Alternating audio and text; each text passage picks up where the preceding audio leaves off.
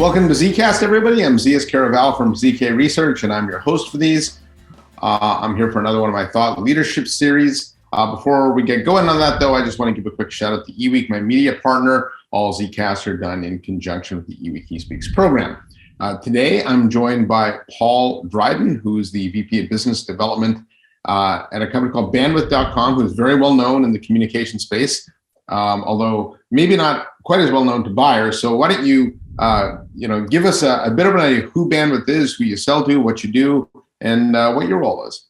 Yeah, I'm happy to do that. Let me start with my role really quickly. I've been with Bandwidth for a little over 5 years.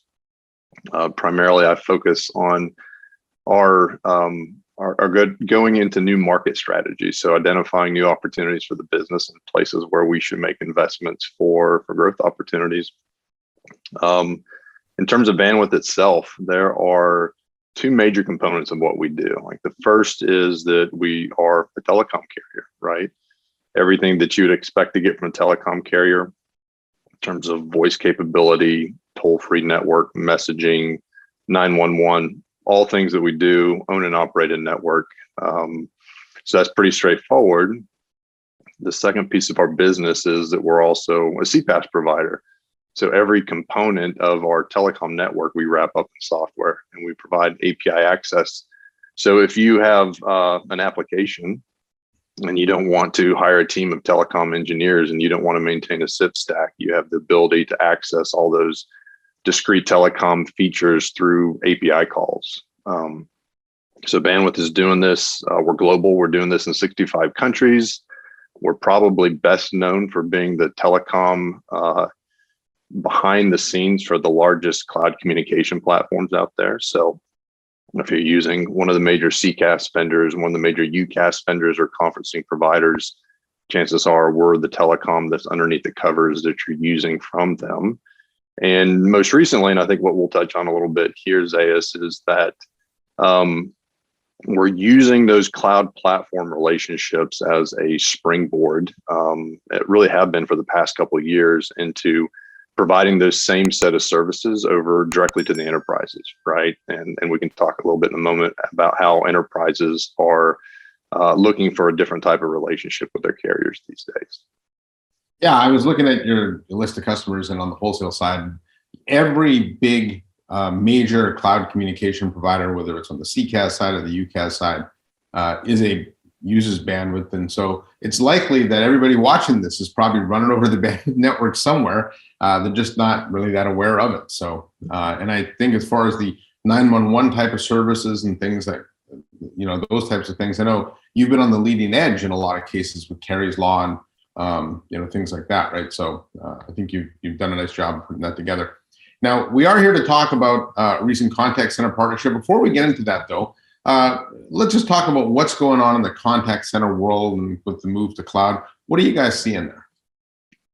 Well, so, all right. So the contact center has been relatively static for nearly a generation now, right? So you had a wave of investments where contact centers were bringing in new equipment, new technology to drive their growth. And this really didn't change a whole lot. They had on-prem equipment. They managed most of their technology stack on-prem, and they were pretty comfortable using the three primary carriers that were available to them out there, right? Verizon, AT&T, and Lumen at this point. And I actually made, early in my Bandwidth career, I made some probes into seeing how open the enterprise contact center market was to Bandwidth coming in and replacing their existing carrier relationships. And just a few years ago, there really wasn't much interest, right? There really wasn't much interest in rocking the boat, changing anything they had in their stable environment. But then that started changing. Broke, don't fix it, right? That was if it ain't broke, don't fix it, right? And probably even more importantly, if we don't want to introduce a new name into our technology stack that our executive team, for example, may not be familiar with. So Bandwidth at that point, really not nearly as well known as the other major carriers, but the powers at play have begun to change. And I think most fundamentally, behind the scenes has been the change to ZKast, right? This desire for enterprise contact centers to move from this on-prem environment and to go into the cloud. So just, I don't know, 2.5, 3 years ago, I think anybody who's paying attention to the industry would say that the vast majority of enterprises that were adopting ZKast, that they were small, medium-sized businesses. If they're getting into the larger contact centers, then they were probably the less sophisticated ones. But these were the enterprises that were really attracted to that offering of going and bundling everything and having one vendor, one throat to choke that's going to be all your infrastructure, all your software, and your telecom bundled into it. So that was kind of like wave one of the ZKast world. All the big names just rocketed to their growth doing that very, very successfully. And then COVID hit, right? And as COVID hit, all these plans, all these larger enterprises that had been dabbling in the idea of making the move to the cloud had that catalyst that made them accelerate those plans. And they moved extraordinarily quickly, right? They started to adopt ZKast at rates I think even the ZKast platforms would admit themselves they weren't expecting to move so quickly. So now you have this environment where instead of just the small and medium-sized businesses or the unsophisticated larger enterprise contact centers using ZKast, it's now the biggest players out there, right? To a point where what we say internally is that ZKast has eaten the world. Every enterprise you talk to at this point either has made the move to a ZKast platform, they're in the process of doing it, or they're talking about when they're going to do it. And so with that change has come a whole different set of expectations by the enterprise. And new risks, right? So, when those larger enterprises deploy ZKast, they're a lot more complicated, right? There's geographic issues. And why don't you talk about some of the risks that come along with that and some of the things that companies have to think about mitigating against? Yeah, I think the first thing that comes to mind is just the complexity, right? So if you're to look at an architectural diagram of a large, complex contact center and how their on-prem environment has been built over the years, you're going to see dozens and dozens of different vendors that they have in there. And you're going to see a lot of spaghetti junction lines that are combining the different tools, right? Those points of integrations that they've built. And so when the enterprise thinks about forklifting its capabilities, what they've spent the better part of a generation building on-prem and bring it to the cloud, it frightens them, right? They recognize that there's a lot of places where things can go wrong. And so even though they're getting the mandate, which is often coming from the C-suite and these largest enterprises, to make that move to the cloud, right? The enterprise has bought into that vision of the cloud being a better model, move them from capital expense to OpEx, move them from maintaining these massive teams to take care of their equipment and their software to really being able to repurpose a lot of those people. So the C-suite says, let's move on. They issue the edict that says go, and then you have the contact center owners that are left holding the bag, having to make sure that they make that move and that it's seamless, right? So if you're a contact center in a regulated environment, you don't get a pass from your regulators when you're making the move from on-prem to the cloud. Things still have to work. You're not allowed to have downtime. You have to be able to provide the service to your customers pretty much without any breaks there. And then that's the business expectation. Yeah, and you can't pass the buck to the cloud provider either, right? It's still on you. So it is on you. So there's that contact center owner holding the bag saying, move to the cloud, but you cannot mess up. You have to do this perfectly. And it's a big, bold requirement for them. Yeah. So you recently announced a partnership with one of the leading contact center vendors, Genesys. Your Duet product now works with Genesys. And before we get into the partnership, for those not familiar with Duet, give us an idea. What is Duet, Paul? Well, so there's been a trend in the market as ZKast has eaten the world, and UCast did it before ZKast even, where originally the early adopters of these platforms, they wanted the whole bundle, right? They wanted to buy everything from Microsoft Teams or from RingCentral or in the contact center from Genesys Cloud. As the bigger ones came in with those more complex environments, And frankly, with buying power, they said there's some pieces of that bundle that don't necessarily make sense for us to buy from the cloud platform provider. And one of those pieces is the telecom part of it, right? So rather than buying bundled telecom from the cloud provider, they're saying we want to bring our own carrier into the mix. And that's been a really important dynamic here. These large contact centers are saying, yep, we'll go with Genesys Cloud, but Genesys, we recognize that it doesn't make sense to buy the telecom from you. We have the expertise to buy and manage that ourselves. And they recognize really two things. One, buying it directly from the carrier, that's really where the best economics kick in, right? There's nobody that has a markup requirement that's in the mix there. And secondly, when it comes to troubleshooting and support, they want direct access to the carrier to be able to do that. And so BYOC has become an important part of what all the cloud platforms need to be able to offer to get access to win the deals of these large enterprises. And so what Bandwidth has done with Duet is that we have picked and partnered with a select group of these cloud platforms, the ones that tend to be the most open, the ones that tend to be most progressive in terms of what they're trying to do for their customers. And we say, how can we provide a BYO service, a bring your own carrier service with you that's really going to delight our joint customers? And that's the basic premise. We did it last year with Microsoft Teams and with Ring Central, and we're super excited to launch the same capability with Duet for Genesys Cloud CX. For Genesys customers, what do they get from this? When they maybe double click a little bit on the partnership itself?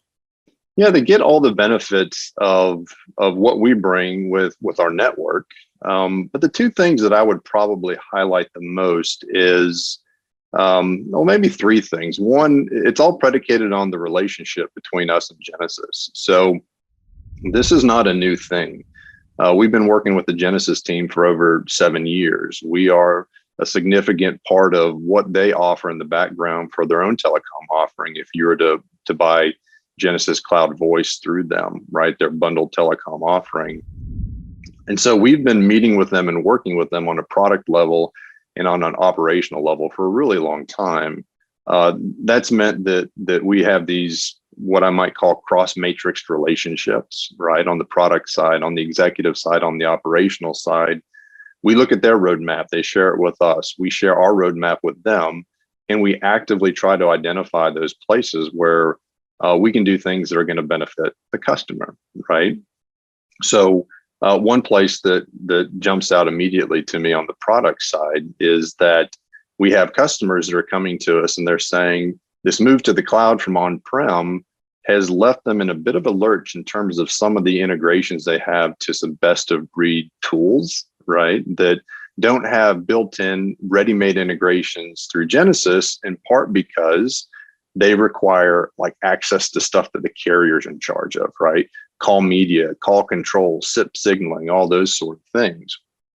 And so our joint customers who are asking for this, Bandwidth and Genesys, we put our engineers together and we create capabilities, in this case, media forking capabilities to make sure that we can pass the call information onto third-party systems that then become integrated to Genesys Cloud. So there's a level of just cooperation and relationship between our companies that comes out and really benefits our joint customers through this program.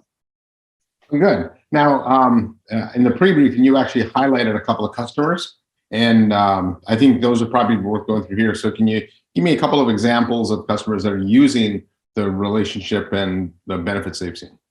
Yeah, so Bandwidth acquired an international carrier about a year and a half ago, right? A company called Voxbone that moved us from being really a North American carrier to now having coverage in over 65 countries, representing 93% of the world's GDP. And it's made us an automatic player when it comes to enterprises that have multinational presence, right? And with that multinational presence comes really a desire as they're moving to the cloud as well to simplify. So one customer that we highlight is a global document company and they are in 15 different countries. They decided to make the move to Genesys Cloud. And at the same time, they wanted to use that opportunity to consolidate, I believe it's 9 different carriers down to 1, right? And that became a place where Bandwidth could immediately, with our international presence, come in and offer these capabilities. So instead of working with 9 carriers, it's now just Bandwidth providing all the services to them. That's a recurring theme, right? A lot of global companies are looking to simplify that piece of their operations, and Bandwidth is able to step into the breach and help them with something so they don't have to negotiate with tons of different carriers out there. So that's one. Another is I like to highlight the case of a really large and sophisticated enterprise that's US based and primarily operating in the US. And they chose to go Genesys Cloud, but they had a bunch of these third-party systems that they needed to integrate with.